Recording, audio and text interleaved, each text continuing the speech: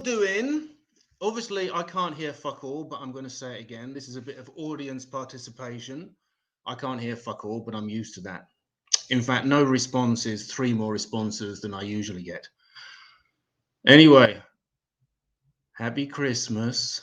Yeah, happy Christmas. You know, it's this time of year I have to cheer myself up with some Ingmar Bergman or Sylvia Plath or, you know, a bit of Joy Division. Kind of puts me in the mood. But we love Christmas. In fact, here's a Christmas joke for you. Why do Billy Piper and I not agree to just one present? Because we want to. Because we want to. Not bad, is it? In fact, I saw one of Santa's little helpers uprooting a begonia from the ground. I thought, oh, elf raising flower. It's not bad, is it? In fact, with the recession, Jerry Halliwell is now acting as Santa. She says, so tell me what you want, what you really, really want. Had to get just one in, didn't I? In fact, baby Jesus soils his first nappy. Holy shit. In fact, they've taken the book of Ruth out of the Bible. That's ruthless. They've taken thank you out of French. That's merciless. They've taken One Direction out of the charts. Thank fuck for that, because they are total fucking shit. But of course here, you'll like this, they've taken all the broken ships from out of the ocean. Yes, it's reckless. How do I do it? What's my secret? I guess we'll never know. Now, we've got a fantastic show. We've got some great comedians and me. But before I start, I just want to point something out. There is no Santa. Yes, I know this is a horrible way to find out, you know. When did you find out there was no Santa? Well, I was watching some ugly cunt in glasses on a comedy show, and he told me. But don't worry. I can prove scientifically that there is no Santa, okay? Because it is impossible that one man visits every kid in the world in one night and doesn't fuck at least one of them. I mean, come on, it's a Catholic celebration. And he's a celebrity. So the possibility here, kind of double, you know. In fact, I'm the opposite of a Catholic. I'll fuck anything that's over 16. You know, my car has a baby on board sticker, so the person behind will slow down. Unless it's a priest, he speeds up. But remember, at this time of year, Christmas, think of someone who is not happy. Think of someone who is sad, someone who is lonely. Find that person, find somebody who is not feeling the Christmas spirit.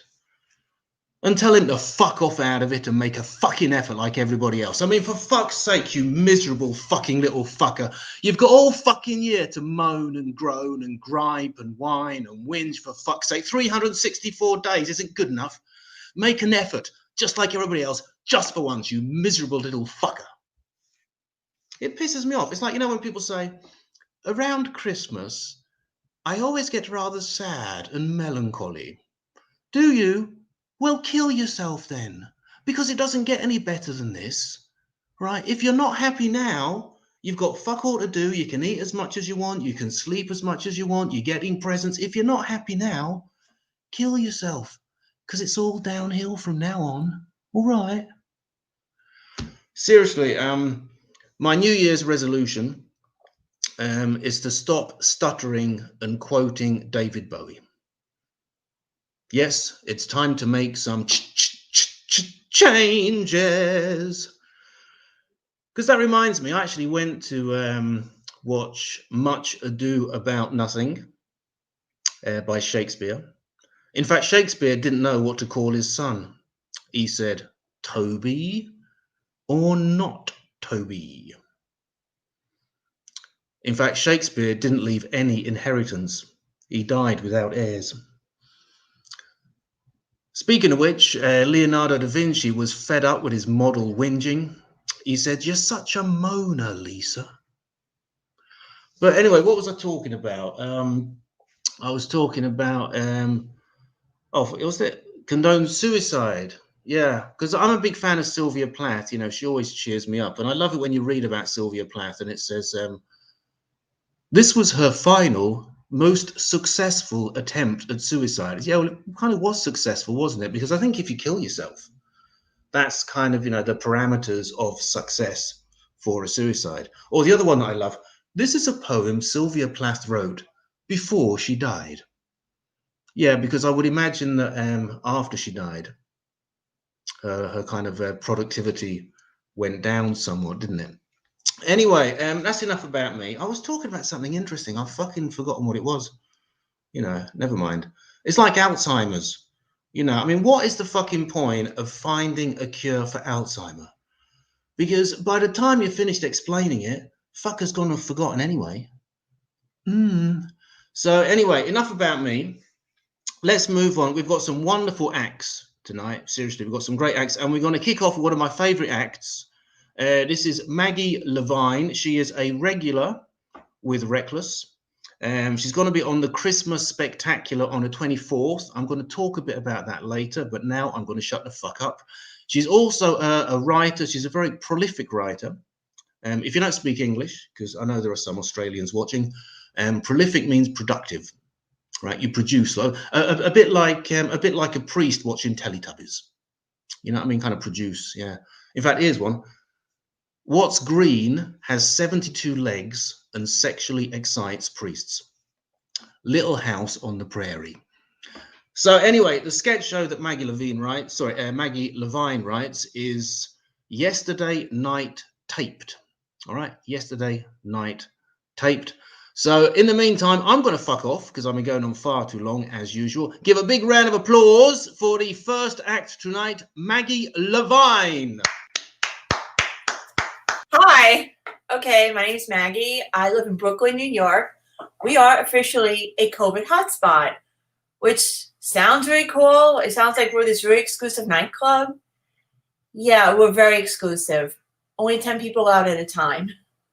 Oh, and we have to shut down at 10. So maybe not so cool. It's weird. The pandemic's really changed how we do things, you know? Like, I was on the subway. This homeless guy gets on and starts singing. Very well, I might add. Now, before COVID, I would just wait for him to come around with his hat or whatever, and I'd throw a buck in there. And now I'm thinking, wait, should I still be giving him cash? Like, maybe the homeless guy takes Apple Pay? Like, how does this work now? So we've basically been on lockdown for most of this year, and we may be going to another lockdown. Luckily, I have my AI devices to keep me company. I'm pretty sure they're on drugs, so. For example, I have Siri on my phone, and I'm pretty sure she smokes pot on a regular basis. I know because every time I ask a simple question, what's the weather like today? There are feathers by the bay. Like, not what I was asking, but good to know. I also have the Amazon Alexa thingy, and she's more like a drunk loudmouth. Like, no joke. I did one of these shows once at 4 o'clock in the morning because the show was based in Australia. I'm trying to keep quiet because my husband's still sleeping. I come into the room and I very quietly say, Alexa, lights on. Okay! Phew! Like, so much for keeping it quiet, big mouth. So, I got to see the Rockefeller Center Christmas tree the other day, well, last week. And every time I see it, I'm reminded of my Christmases growing up. I remember my dad would put up the tree and it would fall over. My job was to help him think of new swear words. Oh, shh, you already said that. Try the F word this time. Yeah, holiday travel is so stressful, especially when you're doing it with your parents. Which is one side benefit of the pandemic. You say holiday travel restrictions, I say, get out of jail free card. So I haven't researched my family history because I figure if you're going to go out in the world all screwed up, it's nice to be able to go back and find something to blame it on. Well, turns out I'm part Canadian, and Canadians are known for being very polite. It does not work well here in New York City. I learned that the hard way. Like, I almost got hit by a cab crossing the street. Anybody else in that situation would have been like, hey, fuck you, asshole. Me, it was more like, excuse me, sir. Sorry to bother you, but would you mind making love to yourself? Well, thank you. You have a lovely evening, too. Nowadays, I work as a background actor, basically being an extra for film and TV. And my priorities have really changed. For example, I grew up in the 80s, listening to New Kids on the Block, and I dreamt of someday marrying Donnie Wahlberg. Now I work on Blue Bloods, and I dream of being that blur standing behind Donnie Wahlberg. We have our own lingo that we use on set. For example, it's a wrap means we're done for the day. Martini shot means the last shot of the day. I do like that better because when we're done working for the day, I never have an urge to go out for a chicken wrap. I used to work on Law and Order a lot, and when I tell people I worked on that show, they all say the same thing. Were you the dead body? That's so sweet. The dead body was doing better than I was. It got to join the actors union. It got paid more than I did, and went to the lunch line ahead of me. Unfortunately, that show's off the air now. I have to settle for a rape victim on SVU. Speaking of rape victims, we have a sexual predator who's been groping women coming out of the subway. So this local group came up with the answer. They have people out walking their dogs by the subways late at night, and then they escort people home coming off the train. Okay, I think this is a great idea. Because now I come off the subway late at night, I see Miss Nussbaum, my 90-year-old neighbor, walking a Chihuahua, Fifi. I feel so much safer already. Yeah, I'm standing there going, all right. Nussbaum, Fifi, you're with me. That guy's coming after me. He's getting to you bitches first. They're really more of a diversion. I mean, I'm pretty sure I could run faster than a 90-year-old woman and a Chihuahua.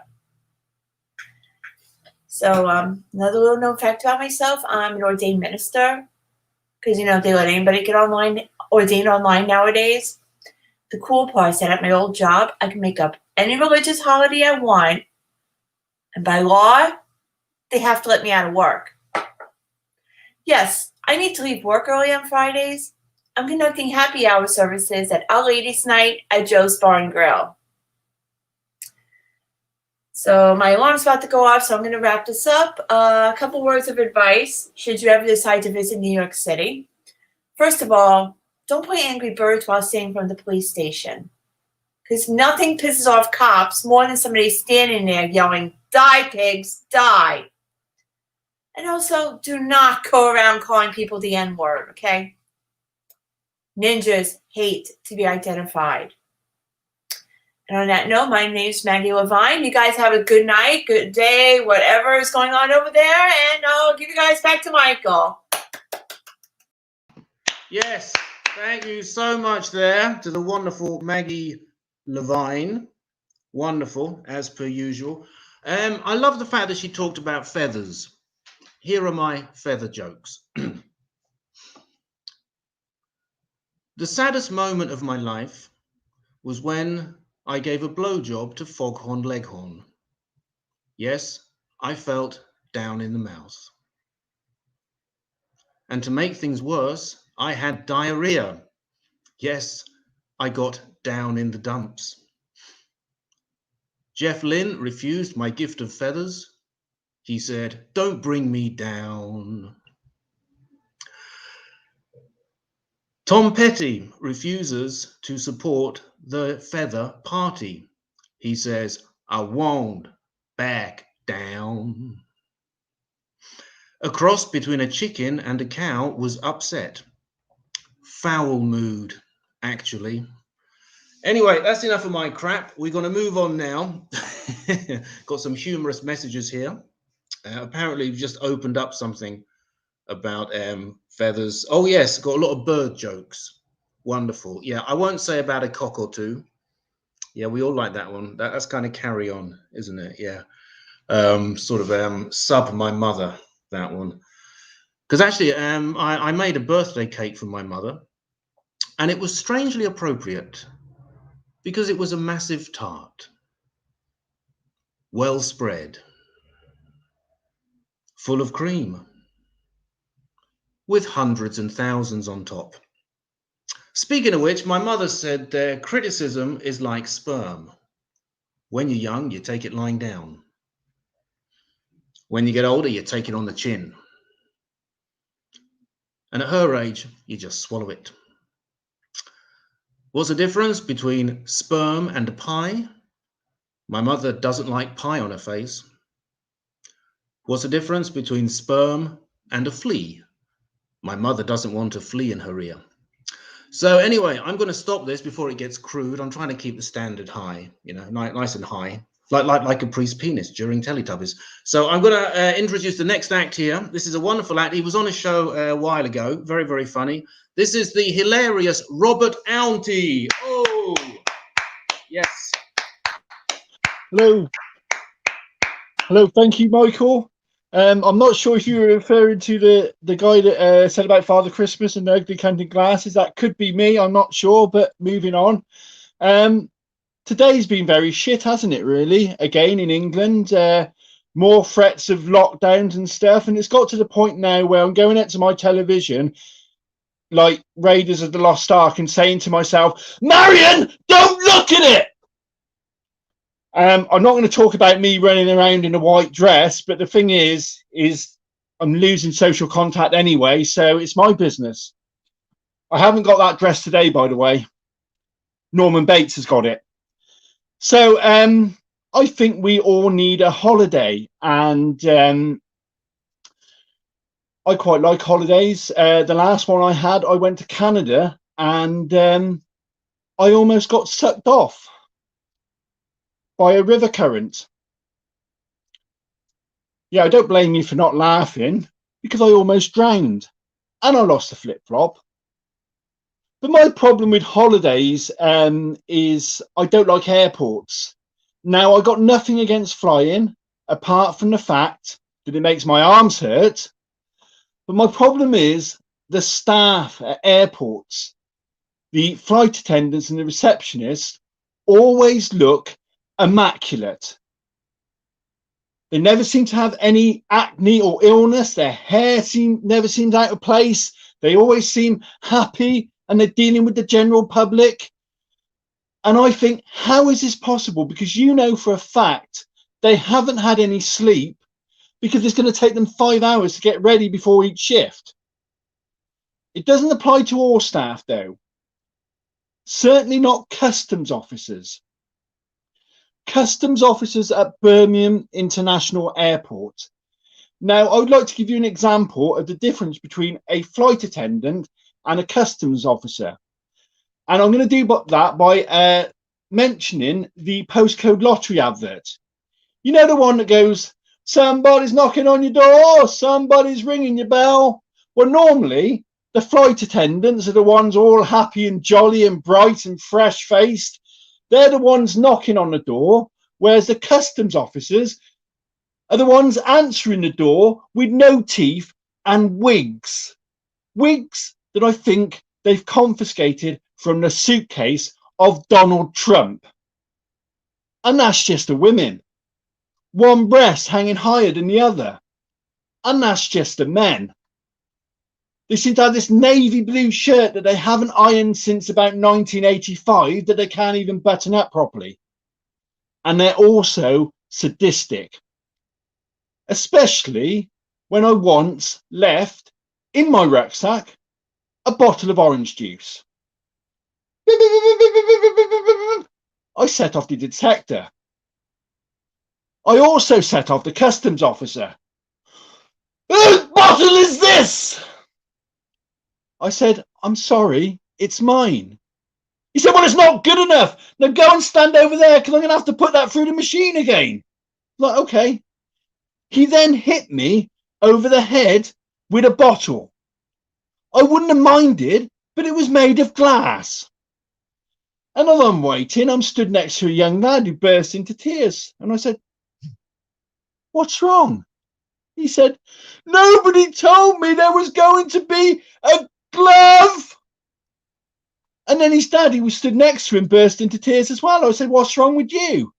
He said, "Nobody told me there wasn't going to be a glove." And that's why I don't like holidays. But yeah, this year has been shit, and I do understand the logic of the panic buying, especially with toilet paper, because I have to admit that every time I watch the news, I shit myself. But we have had some hope with the news of a vaccine, and I welcome this news, but a lot of people are saying it's not safe. But hello, have you been out of late? It's not safe anyway. There's a new strain of corona, apparently. We don't want to be rushing around trying to kill each other or worried about killing our parents or relatives. So a vaccine, to me, to cure a worldwide pandemic makes a lot of sense. And besides, in England, when are we worried about safety? Think about it. When it's your birthday and your friend buys you a drink, normally it comes back to your table.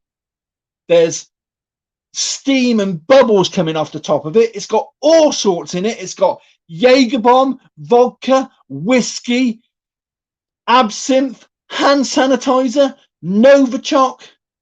And not once do we look at that and go, "I'm not drinking that. It's not safe," because it's free. But what the funniest thing is more the anti-vaxxers with their scare stories about what the COVID vaccine contains. They're saying things like baby fetuses or the semen sample of Charlie Sheen. But the best one I've heard is apparently to find a cure or vaccine for COVID, we were going to have to kill 1 billion sharks for their livers. 1 billion sharks. Yet at the time, leading the way on finding this vaccine was Oxford in England, Oxford in the United Kingdom. Because they always have that problem on boat race every year, don't they? Being chased down the Thames by 100 tiger sharks. First year it happened, I bet they weren't even having a race. What happened? They were just rowing down the Thames. One day, Oxford,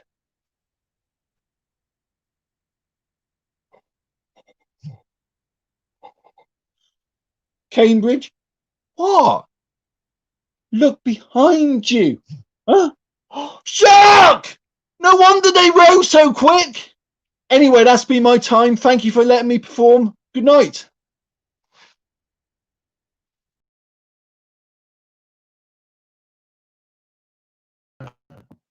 God, you couldn't hear me for a minute there. That must have been quite scary. Yeah. Thank you very much. Thank you very much to Robert Auty. Wonderful set, as per usual. In fact, it's interesting because also my mother had all sorts on top of her. So strange coincidence. Listening to that, I was reminded, what's the difference between a Tampax and the best of the 70s? A Tampax might have wings on it. You know, I'm convinced that my father fingers my mother at that time of the month.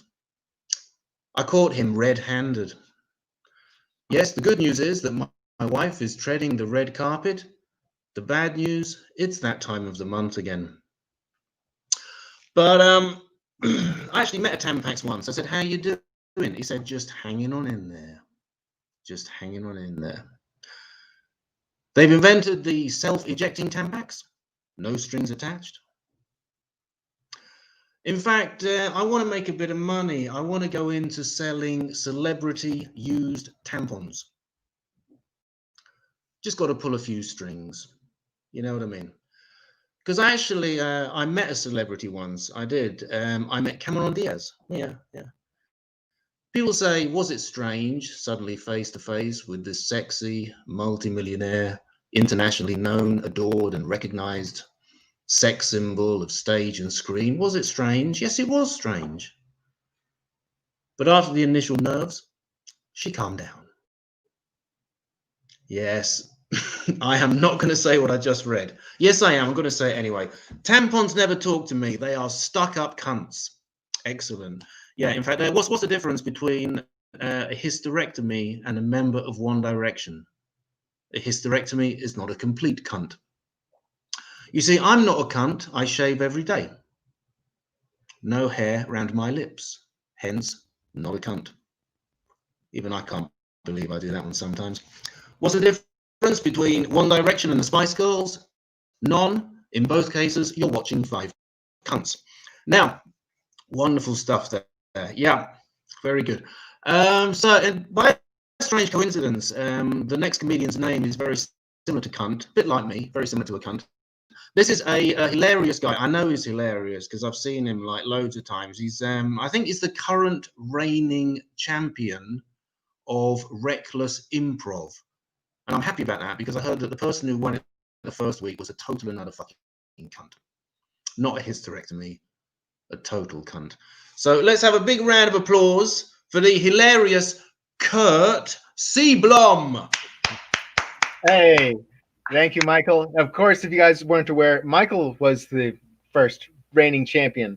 So anyway, Michael was talking about finding out about Santa when he found out Santa wasn't real. And my older brother, he was really mean to me. And actually, he told me as well that the truth about Santa. He said, "Hey, Curdy," that's what he called me when I was little. I'm still little. When I was younger, "Hey, Curdy, do you know that the truth about Santa? It's just like TV wrestling, completely full of steroids." Like, no wonder he can go around the world so fast. Jesus. Anyway, so you can probably tell by looking at me, I'm not the most masculine of people, and during this quarantine, I've discovered that about myself, and this is why. You see, I don't drink. All I drink is tea. Okay, I love to crochet. Well, embroidery more than that. And I'm very sentimental, and I love antiques. So anyway, not the most masculine. Now, I was taught to embroider when I was little with my mother, and when my kids were here, I've got 4 girls, kids. I've got 4 children. They're mine. They're not, locked up. Anyway, I was teaching them to embroider, and they really started coming along really well. And I said, "Hey, let's go get some patterns at the store. You can put some on your T-shirts. It'll be cool." So I got a pack. It's the woodland pack. So I was like, "Oh, there's got to be something in here for me too, not just fairies and flowers and butterflies." I gave that to them, and then I found a mushroom. I was like, "That's masculine, right? It's a dirt boner. What's wrong with that, And plus, here's the other thing: embroidery is not feminine. Back in the 80s, there was a movie about a very tough guy who did embroidery. It's called First Blood. You guys remember Rambo? Yeah. When he got injured on his arm, what did he reach for in a survival knife? His embroidery kit. Yeah. Started sewing up that ouchie. Yeah. And he's no pussy. Anyway. So I made a nice mushroom embroidered T-shirt, and it was really cool. And I was going to go meet somebody. I met her online, as is the way during COVID. And I said, "Hey, I just finished my mushroom shirt, so I'm going to wear it for you so you can see it." And she said, and I quote, "There's no way in hell you're going to wear an embroidered mushroom shirt on our first date." So I wore a buttoned-up shirt instead. But underneath it was my mushroom shirt, because that's the kind of beta male I am, telling me what I can't wear inside. Anyway, the other thing I'd like I mentioned, I really love tea. And I mean, I drink a lot of it. And I'm kind of a bit of, this is hard to say in the UK, but I'm a bit of a tea snob for an American, to me, I don't like bagged tea. It's got to be loose leaf or free range, as I call it. That's how liberal I am here in California. Very liberal, you know. Free the tea, by motto. But usually, when I'm on a date, like that date I was talking about, what I try to do when I'm on a date is by the second cup of tea, I've got to tell them that I'm very sentimental. Now, I know how that sounds. If I've got to say anything prefaced by the second cup of tea, I probably don't have to tell you I'm sentimental. So, but the problem is I don't want to be in the movie theater with her and, you know, watching movie previews and, you know, when a Monster Calls comes on and I'm just bawling like a little girl. I'd rather, yes, teabagging. Very clever, very witty. All right.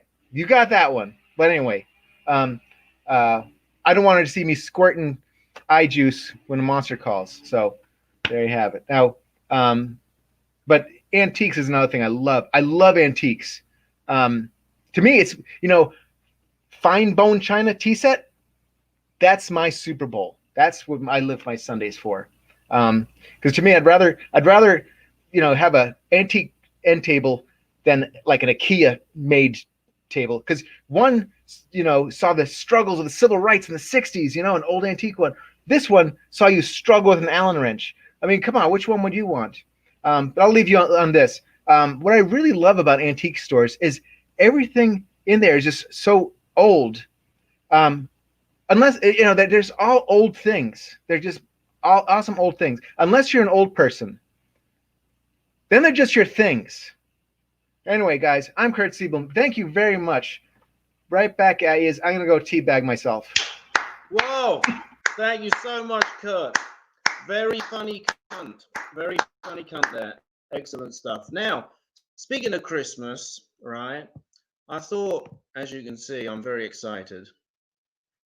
In fact, this is the most excited I can possibly get. In fact, this is me having an orgasm. It's all right, I'm joking. This is my wife having an orgasm. So I thought I'd make a few Christmas jokes, all right? Number one, what's the difference between a turkey and my mother? A turkey only gets one stuffing a year. Number two, what did the cannibal say at Christmas? Eat me under the mistletoe. Why doesn't Santa wear any underpants? Because he's really Nicholas. What's Cliff Richard's favorite herb? Christmas time. I want keels for Christmas. They really float my boat. But I don't trust boats. They're rigged.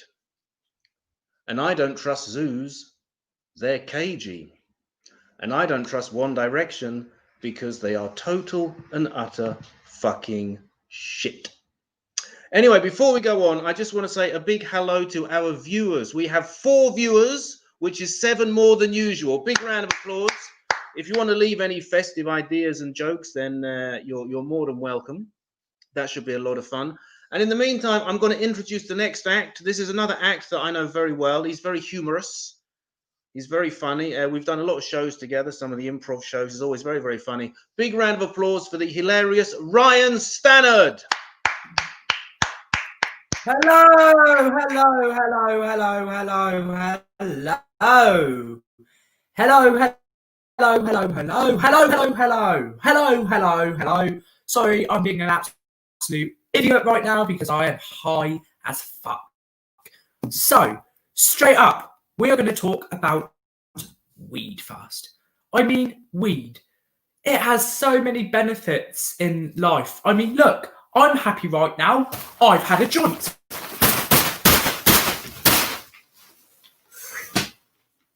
Oh, Jesus Christ.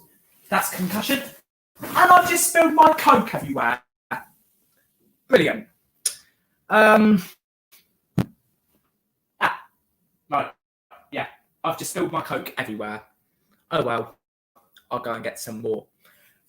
But not this type of Coke, the other Coke. But pretty much, right.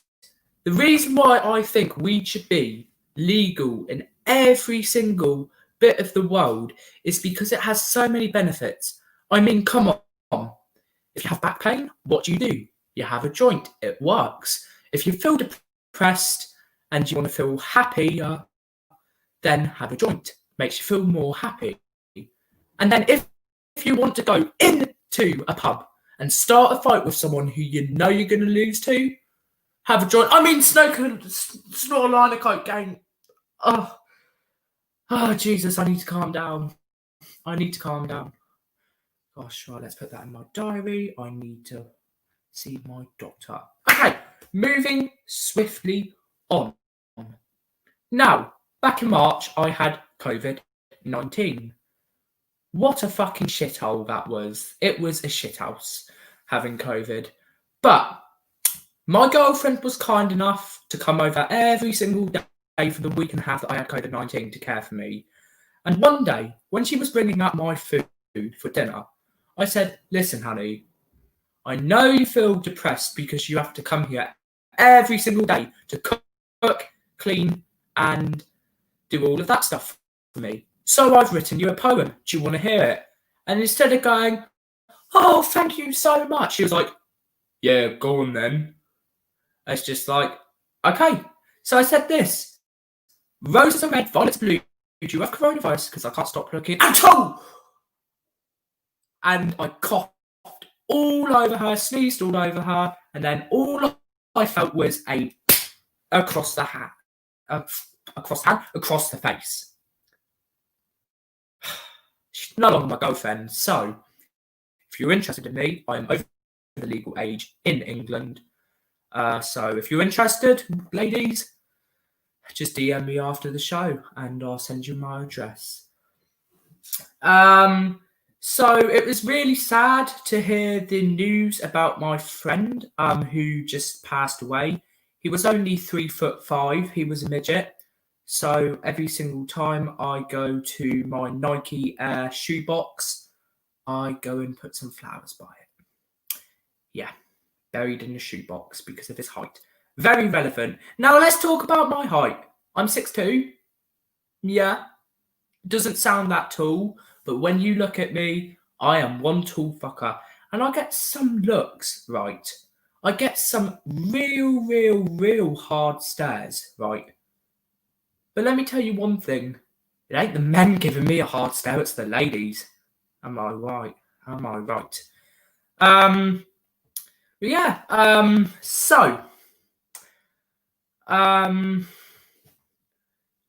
Sorry, it's just the drugs taking the effect. So pretty much, I'm really shit at cooking, right? I cannot cook for shit. So one day, I was making burgers, right? And because I'm a dumb fuck, I mean, if you haven't established that yet, then you're the dumb fucker. Because looking at me, you can just tell that I'm dumb. So I was cooking burgers one day. My mum was downstairs with me, and I said, hey, Mum, hey, when do I know if the burgers are done? And she said, if it's pink and bleeding, then they're not done yet.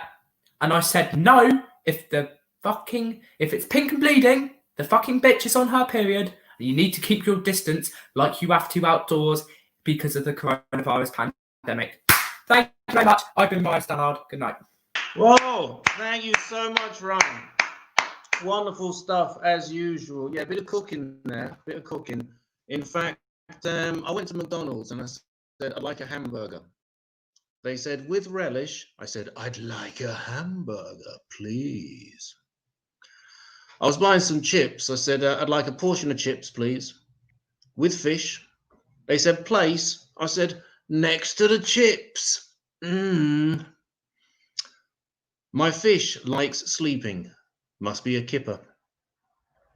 My fish likes balancing on a stool. Must be a perch. My fish likes One Direction. Must be a total prick. Anyway, this is a historic moment because for the first time we've got a little bit of feedback from a viewer. This is a viewer that I know, and she's written, I like Kurt. I love tea and antiques. You're right, Kurt, you got a fan there. You got a fan. That's 3 more than me. In fact, everywhere I go, I turn heads the other way. In fact, just the other night, I was looking in the mirror. I thought, hey, some girl's going to be lucky tonight and stay at home. Moving on, I wrote, Kurt is a legend and everybody needs legends, except Oscar Pistorius. He needs legends. In fact, I once interviewed Oscar Pistorius, and I'm very proud because I did a whole interview with Oscar Pistorius without making any silly jokes about his condition. What a feat. What a feat. Final comment, Oscar Pistorius should be in prison. Now, I'll tell you something secret about me. I actually went to prison once, but I came out of prison a virgin. Yes, I kept my ass covered. Anal sex. That's fucking shit, isn't it? Anyway, let's move on now with the next act. Just one moment.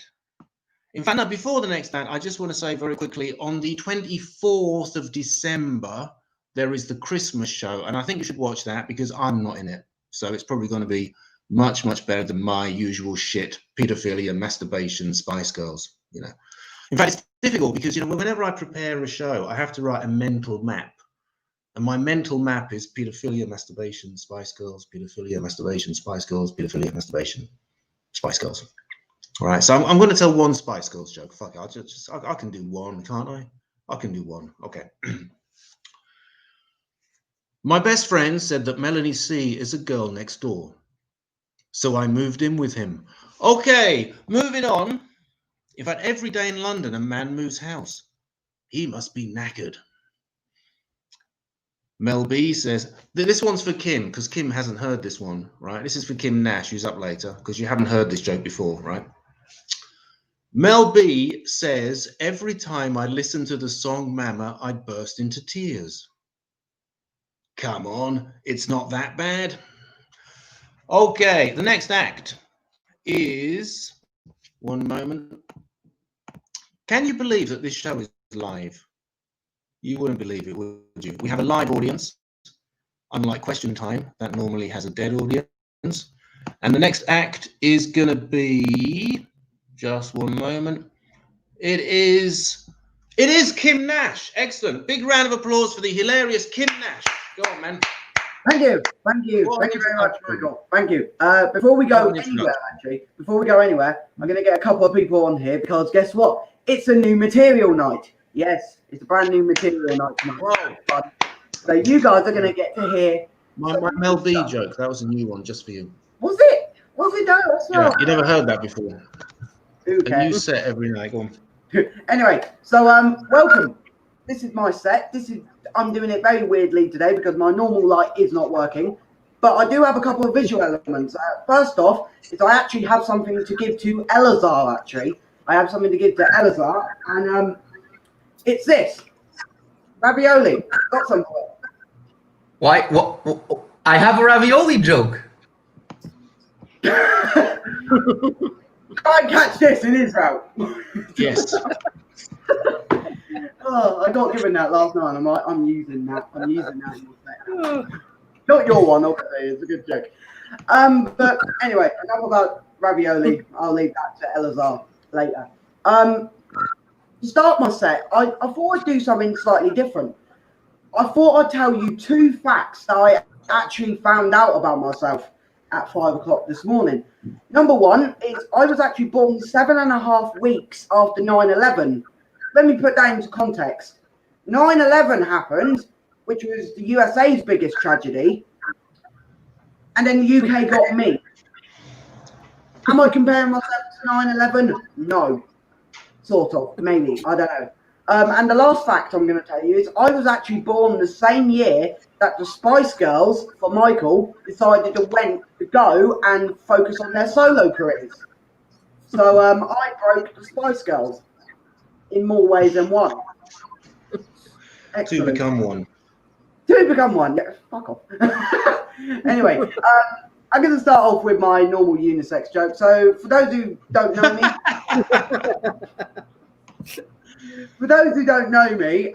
my first name is actually unisex, which I think is a lie for 2 reasons. Number 1, I could never afford uni. I can barely afford a fucking light bulb, let alone a fucking university. And second of all, I don't get sex. Yeah, I don't get sex. I do this on any other comedy show, and they're like, "Ha, virgin." I'm like, "Ha, true." He never gets off. Let me give you a little bit of advice here, because I'm a nice person and not an utter cunt.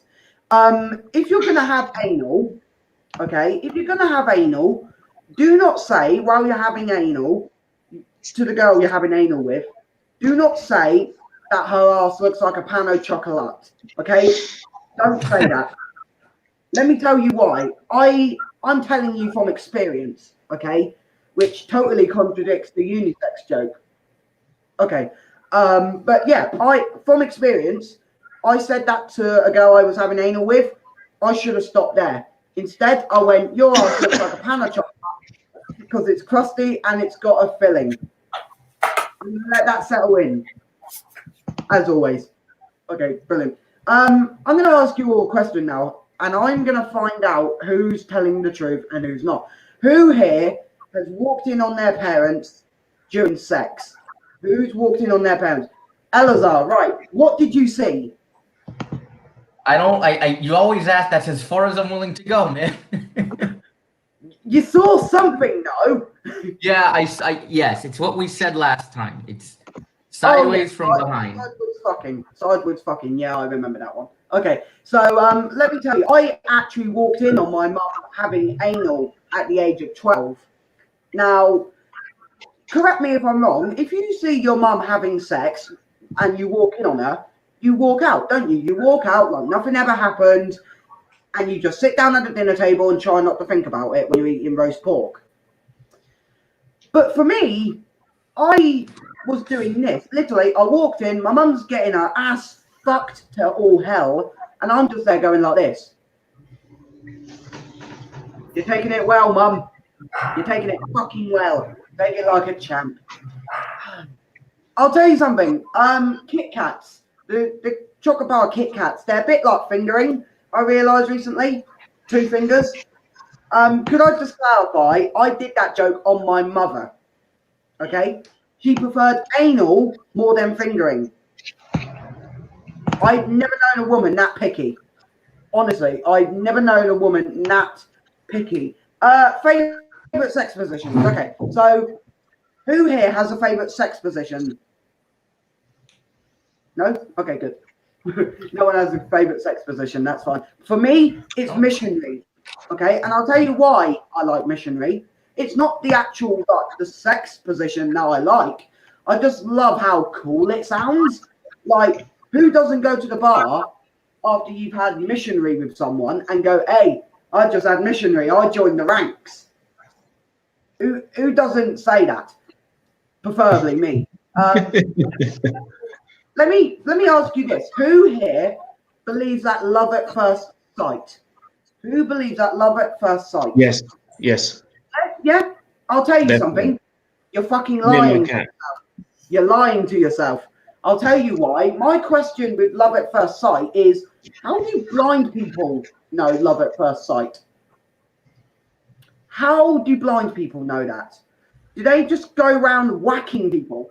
Like, do they go, yeah, that one, and now I'm getting done for assault? The final thing I'm going to finish on is I want to tell you a very quick story about the time that I became an altar boy. Okay. Now, if you don't know what an altar boy is, Michael, keep your mouth shut, because you should know what an altar boy is. Let me just tell you, an altar boy. This isn't a paid show, okay? So if you want to hear the more in-depth version of the altar boy story, you're going to have to pay me a lot of money. And the priest. The priest got 50%. Okay? So the story about when I became an altar boy is my family are sort of quite religious, despite me now being atheist. Yeah, that fucking worked out. And I was about maybe 12, 13 years old, and I'm in my local church on Sunday Mass. And the priest asked me to get, the little, like, collection tin. Bless you. No more heckling. Good. Okay. I love it. It's fine. But yeah, there's like a little, like the collection tub. Depends what depends what church you go to. Mine had like a little sort of wooden bowl thing on a baptismal vault, I think it is, right at the back. And the priest said to me, "Son, go get it." Why is he calling me son? He's not me fucking dad. Like, he's not me fucking dad. So I go to grab the collection tin, and it's not there. And this was the first time I genuinely got true embarrassment. It's not there. I'm like, where the fuck is it? All my friends are slowly laughing, and I'm having a panic attack. I'm like, where the fuck is it? And then this guy comes up to me and gives me the collection tin. And you want to know what his name was? Jimmy Christie. Jesus Christ came to help me. And I don't believe in the fucker. Can you believe that? Jimmy Christie. Apparently, according to his wife, apparently Jimmy Christie is now being crucified with a divorce, apparently. So, who knows? But anyway, that's it from me because that went well. I'm going to pass it back over to Michael. Thank you. Whoa. Thank you so much to Kim Nash. I just want to make a special shout out to Kim Nash because he does a fucking shitload of work for Reckless. And honestly, without Kim Nash, I don't think Reckless would be around. And you'd have to live without my pedophilia, Spice Girls, masturbation jokes. Yeah. Speaking of which, masturbation does make you blind, especially if you jizz in your eye. But there is nothing wrong with masturbation. You know, I mean, people talk about so many disgusting things, you know, war, famine, One Direction. You need a wank just to cheer yourself up. In fact, I once went to a blind prostitute. Didn't see that coming. Lovely stuff there. Because I remember I did a show with Kim just a couple of days ago. And it was brilliant because he did all the stuff about watching his mum getting fucked up the arse. And then it was my turn. And the presenter said, "This next comedian might be controversial." And like, yeah, you know, you've just done a routine about watching your mother get bummed. And it's like, this guy, he makes jokes about the Spice Girls. But it is very strange, you know, what people find offensive, you know. There was a song by John Lennon, God. I don't know if you've heard it. And he goes, I don't believe, I don't believe, I don't believe, I don't believe. And right at the end, he goes, I don't believe in the Beatles. And it's like, well, that's the offensive bit, you know. I don't believe in Jesus. Fine. I don't believe in Buddha. No worries, mate. It's a free country. I don't believe in the Beatles. Oh my God, what did you say? That's blasphemous. You leave Ringo Starr out of this. Thomas the Tank Engine saved my life. Speaking of which, I remembered what I was talking about before. I'll just get this out of the way, right? I was talking about Shakespeare, wasn't I? And I went to see Much Ado About Nothing with my good friend David Bowie before he died, like Sylvia Plath, not after he died. And in the middle of Much Ado About Nothing, one of the actresses ran off stage and she dropped her purse. It's all true. It's all true, this story. And I said to David, I said, I wonder who that purse belongs to. And he goes, could be Heroes. Which reminds me of the time I was actually directing Much Ado About Nothing with my good friend Bonnie Tyler, yeah, a bit of a friend that stars me. And I said to Bonnie, I said, this production of Much Ado About Nothing, there's something missing. I think we should double the female lead role. And Bonnie Tyler, she looks at me and she goes, we don't need another hero. I've got 3,000 jokes like this, so I'm going to shut the fuck up and get on with the next act. This is, oh, I love this guy. This is another guy that we did improv with a while ago. Just made that up. This is the hilarious Scott Waite. What's up, guys, man? All right. What's up, man? We're international. This is cool, man. Thanks for having me on the show. I appreciate it, guys. That's some some bangers and mash, guys. Before I got on here, I don't know. I'm trying to relate to the UK audience here, man. I'm trying to go worldwide with this. I'm Scotty Waite. I'm a 41-year-old whose body's finally grown into his head. It gave me the thumbs up today, so I'm feeling good about that. I know you're looking at me and you're like, man, this guy looks like a human light bulb. And you're right. Am I too bright or too burnt? Everybody, too bright or too burnt? Got some sun, so, and it's a weird flex, but got some sun. Feeling proud about it. Also, I get it. I look like the default racist character on Grand Theft Auto. Also, I look like an out-of-shape Joe Rogan. Unlike him, I have a podcast that isn't popular. You know, I thought the history of Mayo was going to be a solid topic, but nobody's listening. No one's listening. Also, I look like hookers give me refunds. I'm like, here, take. Like, no, here, this is for you. Like, no, your money's no good here. You take that back, Scott. You take that back. Also, if you can tell, I do look like I'm styled by the homeless. In fact, I just picked this shirt up from a bum here up the road on the underpass. So, figured I would debut it for you guys. I felt feeling good about it. Also, I look like Megamind in real life. Like, holy crap! When did Megamind become a human and do comedy and change his name to Scotty? Shh, the secret's out now, guys. So, also, I get it, guys. I look like the hero for every anime that your friends annoy you about.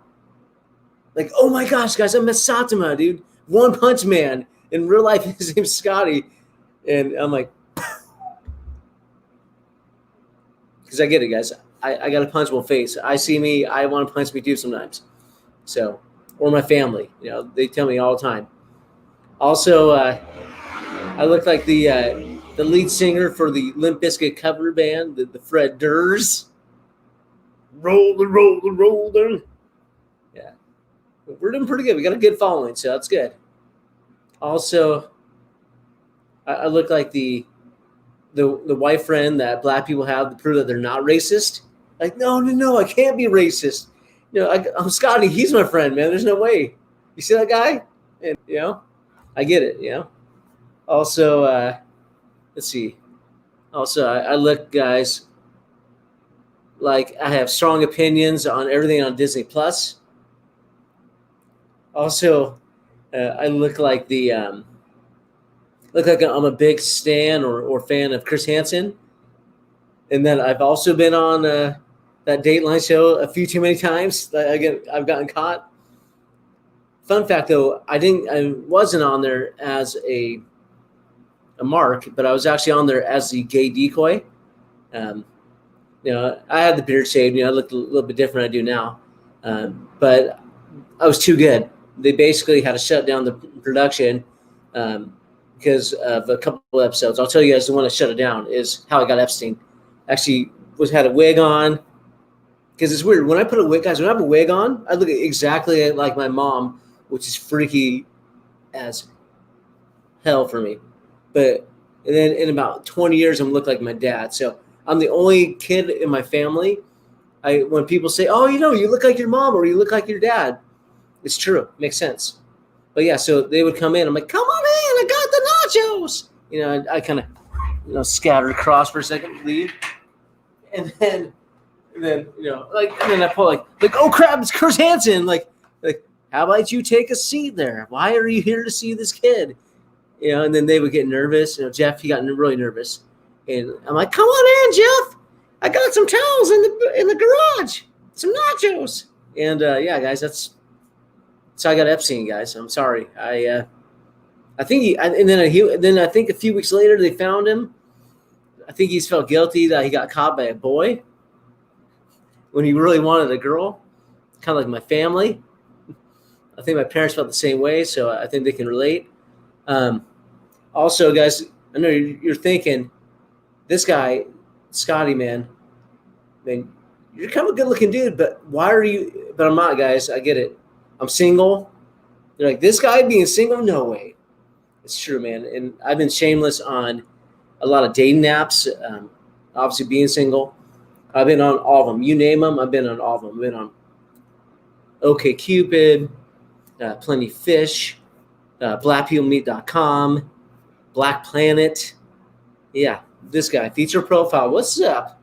Also, but it's different now. I met my ex on Bumble, but I tricked her for a little bit because, again, I don't know how this tricks people, but it did. But it wasn't easy. Like, she first saw me, she was like swiping left. That's after $50 in reversal fees. In a year and a half, she permanently swiped left. She's like, no more.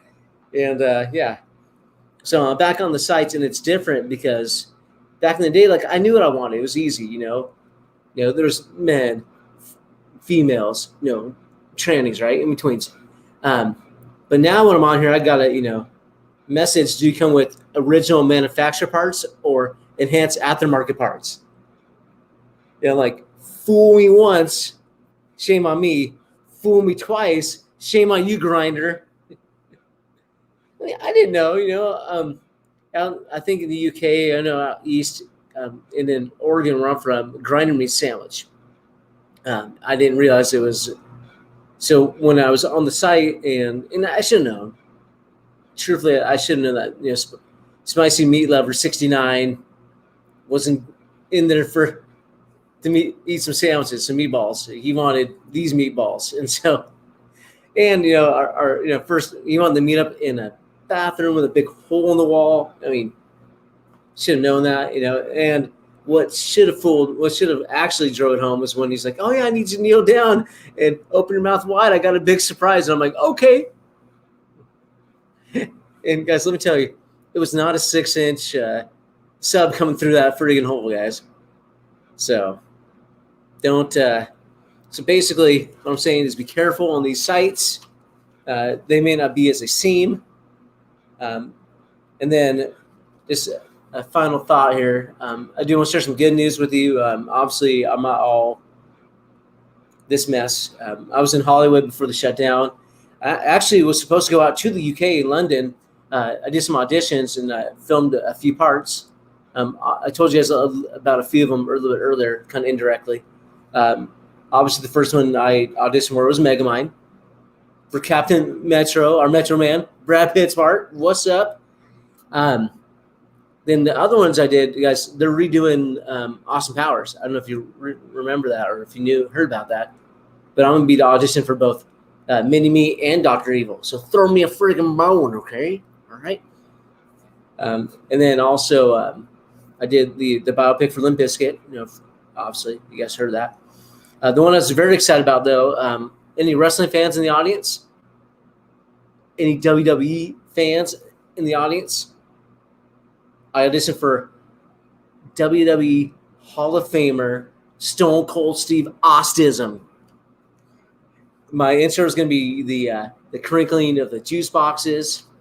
I'm excited because I'm actually sponsored and I'm going to be fueled by whoop-ass energy drinks.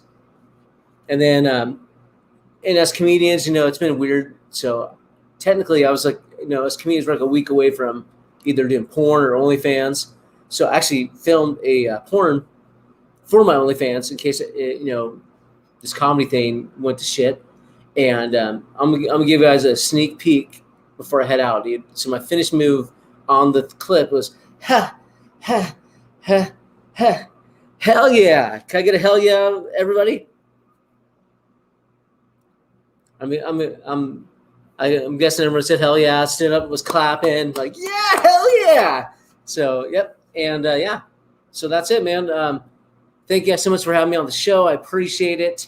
I will be on the same show with Kim and everybody. I'll be one of the warm-up acts. Maybe breaking out the same jokes, maybe new material. You got to show up and find out. And then I'll be in Detroit filming a special for worldwidecoretv.com on Christmas, streaming live. So thank you so much for having me on the show. I appreciate it. And if you thought I was handsome or funny or whatever, you're like, where can I follow this guy? This sign. Follow this saint right here. And anywhere online. That's got to be funny. Thank you so much, Kim. And I appreciate you guys. Y'all have a great morning, night, evening, wherever. Thank you, sir. Thank you, Scotty. Scotty be funny. Wonderful stuff there, as usual. Yes, he is up for stalking, if you'd be interested in doing that. In fact, that reminded me, I'm once tried computer dating, but I don't find computers attractive. I once dated a frog, but it wasn't committed. I dated an italic, but it wasn't my type.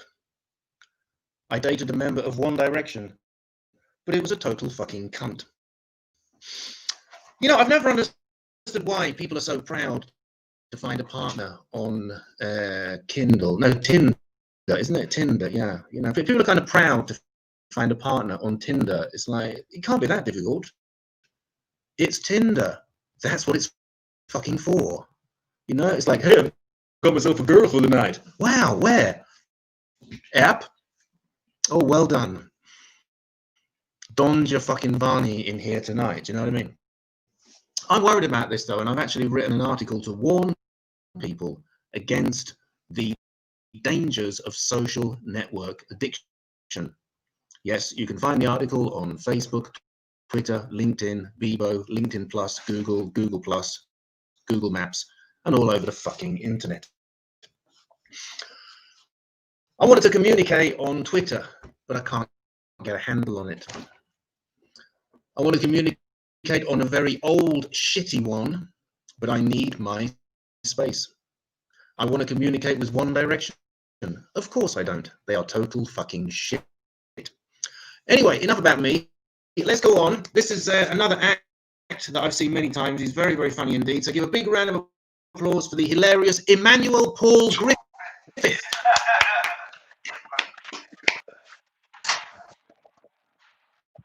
Yo, what's up, people? You know, I'm not at home right now. I'm at my friend's house, chilling, drinking it up. You know, I'm saying that. As I was saying, you know, I'm from East London, you know, where everything good happens to you if you happen to have money and what we call good on who favors the rich, as it were. You know, because the other day, yeah, I was talking to my friend, yeah, and he was saying to me, you should go on dates. And I said, yeah, I'm not a player. I get back to him. I've been tasered, I've been judo chopped, I've been pepper sprayed. And he says, why? Oh, it's my fault for going on blind dates. You know, I should really change my approach. I should approach from the front instead of approaching from the back. You know, because then it doesn't seem as scary. You know, be more head on with it. You know, because the thing is, I ain't dated for ages. I ain't had sex for like 3 years now. And I think like a man's virginity is psychosomatic, you know, and it's grown back. So I am now officially a virgin again. I get scared when I see women, you know, my belly gets all butterflies when they text back. And now I'm only down for a minute. So I'm just a minute man. You get me? So I can't really tease the girls too much until I get virginity taken away. I was thinking to myself the other day, you know, I need to get rid of my cats, you know, because I have 2 cats, you know, and their names are Tibbles and Tanya. That's right. Long cat names, you know, not names like was a notorious CAT, you know, every time they become, oh, he's pussy, great, you know. And the thing is, they're annoying because my cat discovered how to open my bedroom door. Yes, they opened up my bedroom door. And the thing is, once they got in, they couldn't get out because it was shit. And what did they do? They did the shit on my brand new Yeezys. They put it in the mouth of the shoe. So they aimed for it. But long story short, if they want to buy Yeezys fresh, you know, no cash. It's a bit funky, but you know.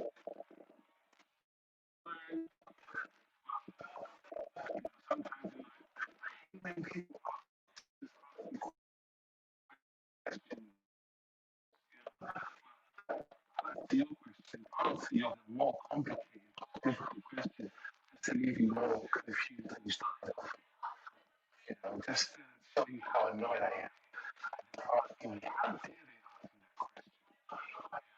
And the thing is, I want to get an electric scooter. I need an electric scooter. Because the thing is, it's so crazy being on an electric scooter. Being on an electric scooter because it's like, I'm only 6'4". And I will look like a villain over there, right? Me on my big scooter,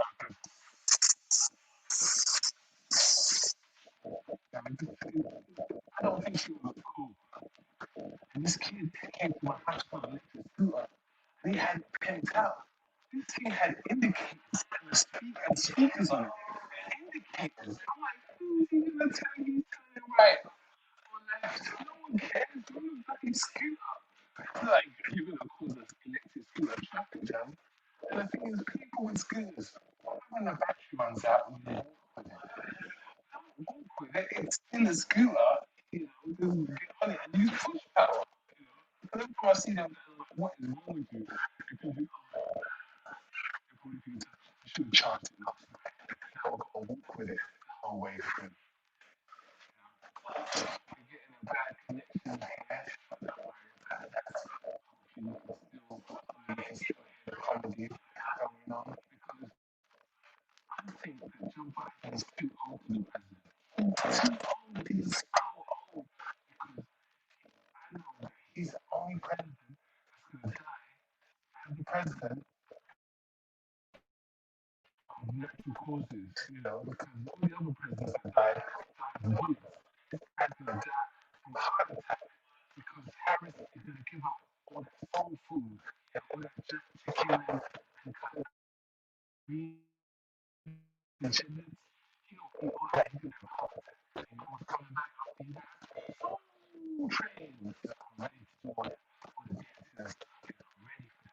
Because every time I go to the club, I go to all the club and I'm like, no pop music will be playing. As soon as hip hop and everyone goes, whoosh, and swoop me, I'm like, look me in a way of like saying, oh, lead us in a way of dance.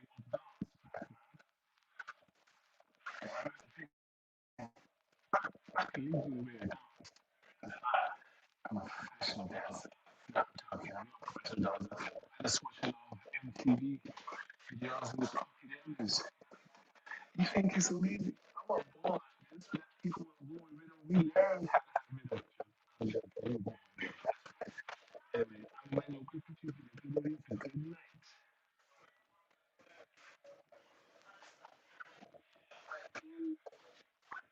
That's all. 5 seconds. 30 seconds to go. Not 31 seconds to go. And let them know what it is. You know, 31 seconds to go. I love that. I love it. So solid.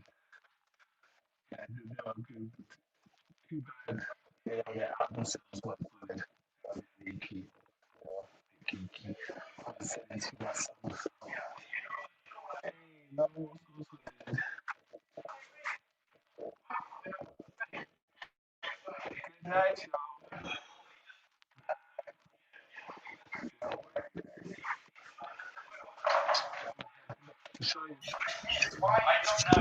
Whoa! Thanks so much. Great stuff as usual. So, don't cry, but we are coming towards the end of the show now. So I thought I'd do a few more of my Christmas jokes. So here we go. What did Adele say to the angel? Halo. How did the depressed angel feel? Low.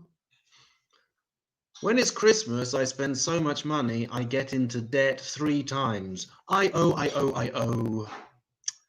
Why doesn't Santa bring the bride and groom presents from Thurs to choose? Because it says just wed. Santa gives Chris Eubank a sandwich. Gotta roll with the punches. Which grammatical tense is useful at Christmas? The present, perfect, continuous. A star of the X-Files loses a fang while eating Christmas pudding. Yes, the tooth is out there. And I'll clean that one up, because originally it was about jerking off after Gillian Anderson, the juice was out there. But I'm not going to do that. I'm not going to do that. I'm going to keep the standard nice and high. So the next act is another act that I know very well. I've seen a lot of shows with this guy. He's very, very funny. His speciality is animals. I don't mean that he's into bestiality. No. I'm actually into incest myself. But I'm into passive incest. Yes, family comes first. In fact, I have to confess, I tried incest just once, but I'm sworn to secrecy about who it was with. Yes, mum's the word. So let's have a big round of applause for the hilarious Elazar Freeman. I know your thing is animals. I know your thing is animals. Thank you. So I've prepared an animal joke. Is that all right? Do you want to hear my animal joke? Of course. Yeah. Excellent. Okay. I saw a calf, a cow, and a bull. I said, "What's the beef?" Thank you. I do that so you're going to be confident. You're going to be great, really, because after that. Thank you for setting the. Thank you very much. Come on, man.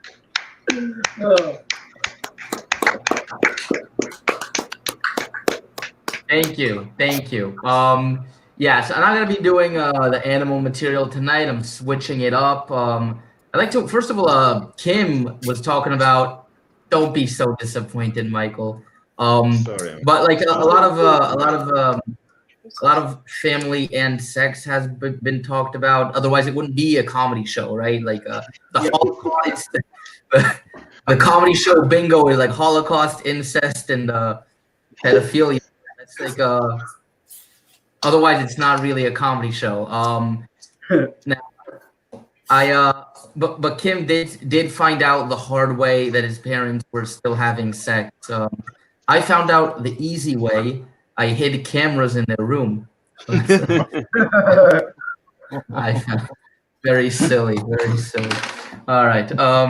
That's yeah. Anyway, I'm happy to be here. I'm here from Israel. I live in Israel, and sometimes I'm actually late to Zoom shows because I get confused by the time difference. Right, like in the UK, it's like 8:15ish, right? But here in Israel, it's time for the Palestinians to leave, right? So confusing to get there. It's a joke. I don't have an opinion. I don't read the newspaper. It's just clever, and it gets a consistent laugh. So they say it. Oh man. Right. Yeah, I feel Paul, yeah, like Emmanuel. I know that's like recently I was doing a show and no one was laughing and I was confused, right? And then someone shouted, "Bad connection." And I was like, "Oh, weird. I have 4 bars." No. Bad emotional connection. Emotionally, like that explains it. Anyway, it's it was just Hanukkah. Hanukkah just ended. For those of you who don't know, that's when my people celebrate that oil was meant for 1 day, lasted 8 days, and miracles happen every day. Right? This mask was also meant for 1 day, and I've been using it for 2 months. Okay, hey, ew is as good as a laugh in my book. Anyway, keep master. No. Yeah, but like the back to like the Zoom and the connection, like Zoom shows, even meetings, even if it's different. All right, tell me if you relate to this experience. You're at a Zoom show or meeting, and the host doesn't decide who to spotlight, so Zoom decides who to spotlight. Okay, it's not necessarily the person talking. Okay, it's whoever they think is the most interesting, whatever judgment they exercise. You know, and one time I was in the middle of a joke, the screen switches to someone scratching their nose. I was like, hey, I'm still talking. You know? I tried to get the attention of the algorithm, and I was like, I'm over here. You know, it looked like I was at sea trying to get rescued. I was like, I'm over here. I'm telling jokes over here. It was humiliating. Like, imagine, it felt like someone came to film me, and then in the middle they were just like,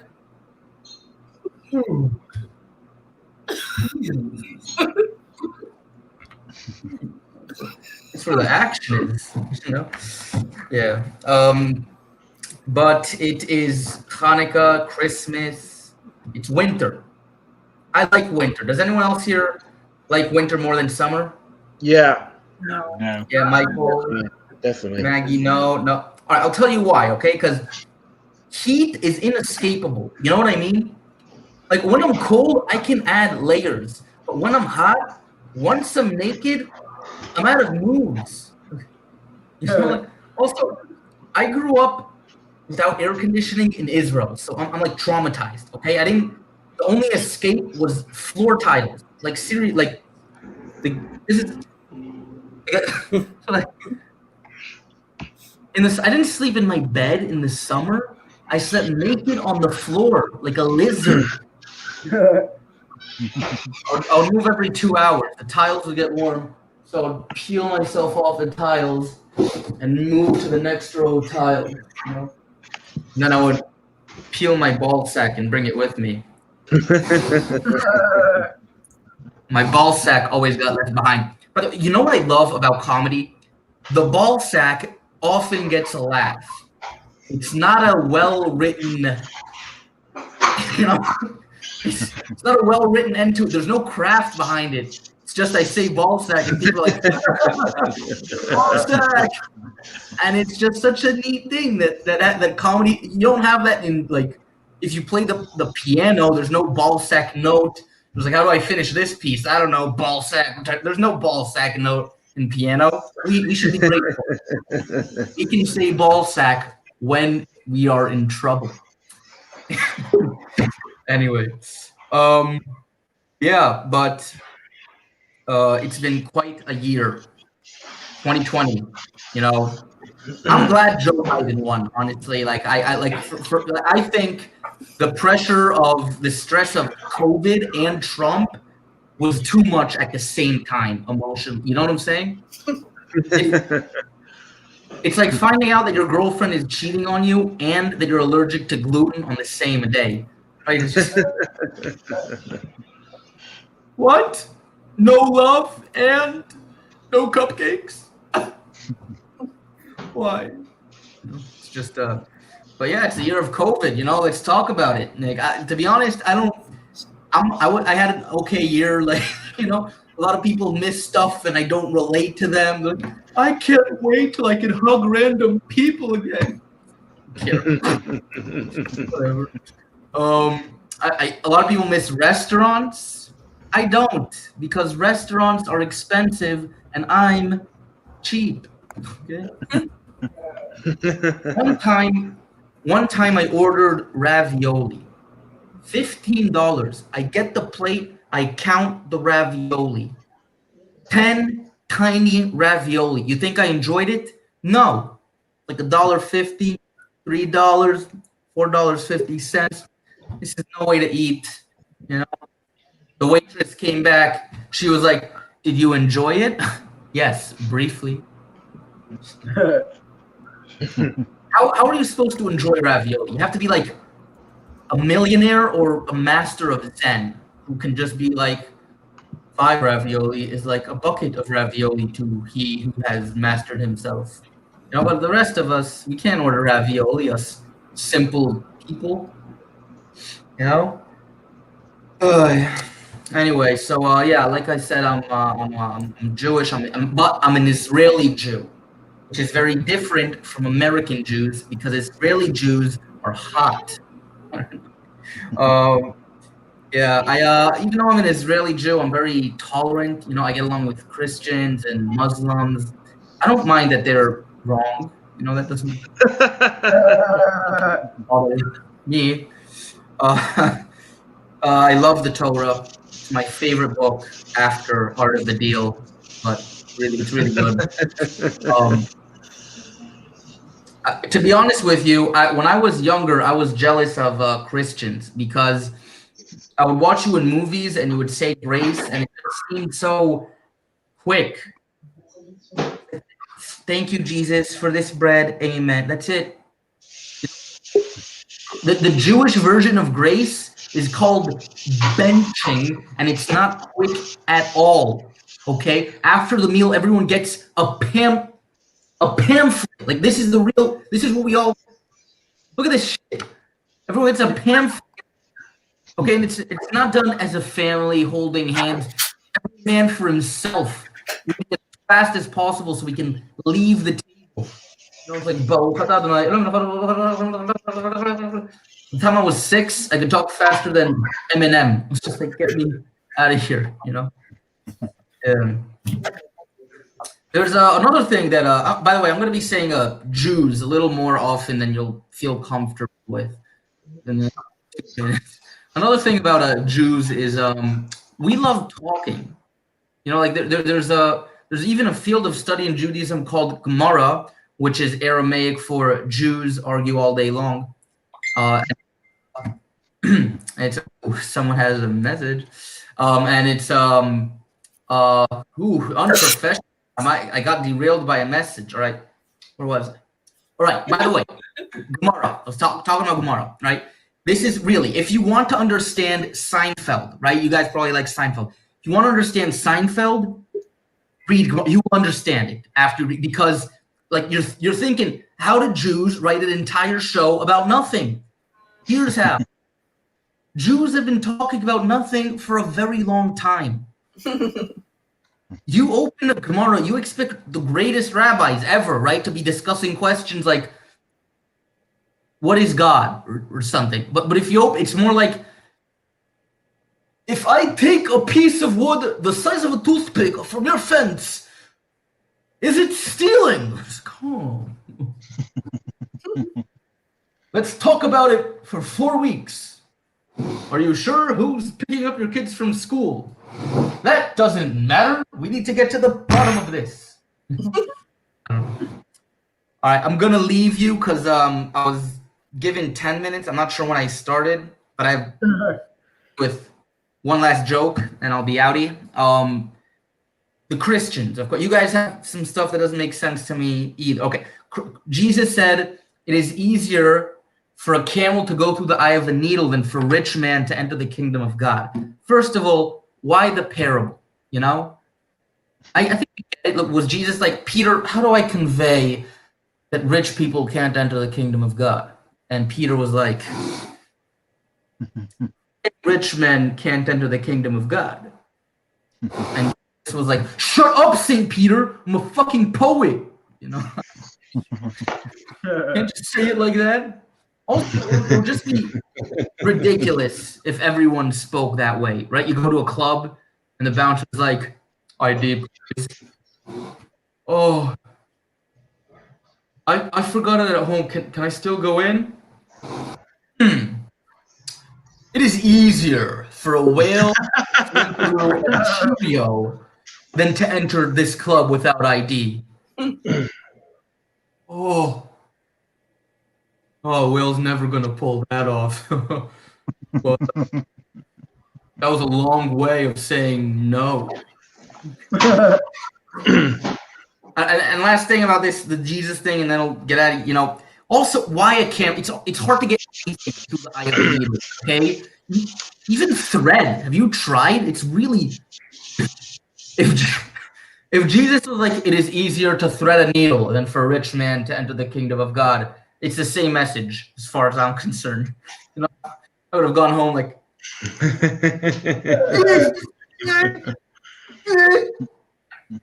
God damn it! This Jesus guy, I'm picking up what he's putting down.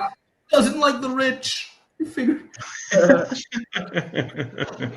That's it for me, guys. Thank you. Well, Thank you. Had a really good time. Thank you. Excellent. Thank you so much. Eleazar Friedman.